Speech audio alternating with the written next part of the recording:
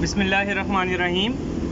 Pakistan maritime security agency को इत्तला मिली थी कि बलूचिस्तान के पानी में जिवनी के साउथ में और गवादर के साउथ में सिंध फिशरीज़ के कुछ ट्रॉलर्स हैं जो कि बैंड नेट पे ऑपरेट कर रहे हैं, जिसे जो नेट लीगली ऑथराइज नहीं है ट्रॉलिंग कर रहे हैं उससे।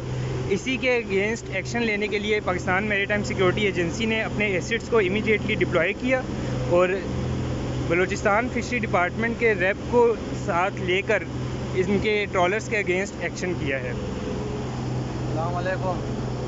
हम लोग गवादर से निकले हैं MSA के साथ। यहाँ शिकायत हुई थी कि लांचें हैं। हम लोग निकले सुबह से, यहाँ कोई लांचें नहीं है। अभी MSA नहीं है, गवादर से लेकर जीवनी तक क्लियर किया हुआ है, कोई लांचें नहीं है।